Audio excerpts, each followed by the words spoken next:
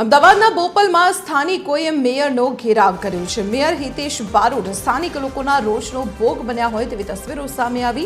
Mayor વરસાદની સ્થિતિનું નિરીક્ષણ કરવા માટે ત્યાં પહોંચ્યા હતા, પરંતુ લોકો આક્રોશમાં હતા અને તેમણે તેમનો ઘેરાવ કરી લીધો। મેયરે શાંતિપૂર્ણ રીતે તમામ લોકોની રજૂઆતો પણ સાંભળી હતી। કલાકો બાદ પણ પાણી ન ઉસળતા સ્થાનિકોમાં ભારે રોષ જોવા મળ્યો। વરસાદના વિરામ બાદ પણ બોપલના કેટલાય વિસ્તારો હજુ પણ જળમગ્ન છે। અનેક સોસાયટીઓમાં લોકોના ઘરોમાં હજુ પણ પાણી ભરાયેલા છે। સ્થાનિકો 4 દિવસથી પીવાના પાણી માટે પણ વલખા મારી રહ્યા છે, ત્યારે આખરે સ્થાનિકોના રોષનો ભોગ બનવું પડ્યું છે મેયરને।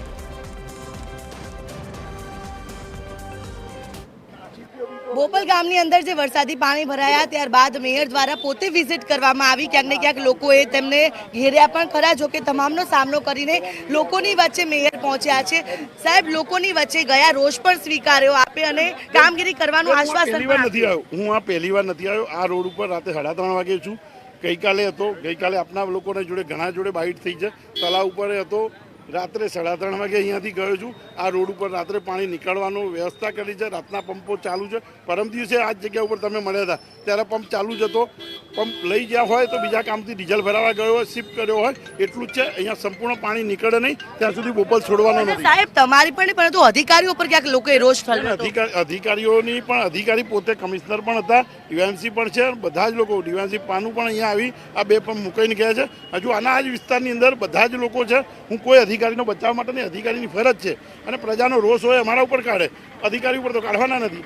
જે અધિકારીને મળવા જવું એના માટે તકલીફ પડે। અમે પ્રજાની વચ્ચે જઈએ છીએ। તમે જુઓ છો આ પાણીમાં છીએ। આ ભાઈના ત્યાં આ કોંગ્રેસના ઉમેદવાર હતા, એમના ત્યાં પાણી હતું 3 દિવસ પહેલા, આજે નથી।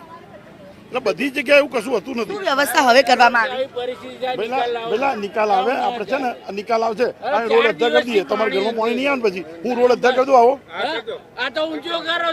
વ્યવસ્થા શું કરવામાં આવી લોકો માટે? જે જોયું તમે, તમારા ઘરમાં પાણી આવે પછી ના કહેતા।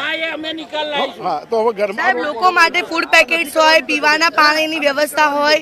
ફૂડ પેકેટ આવે છે, ફૂડ પેકેટ હમણાં આવશે 12 વાગ્યા પહેલા। શું કહેવું છે, સમસ્યાનું નિવારણ આવશે લાગે છે, કેમ કે મેયર પણ વિઝિટ કરી છે?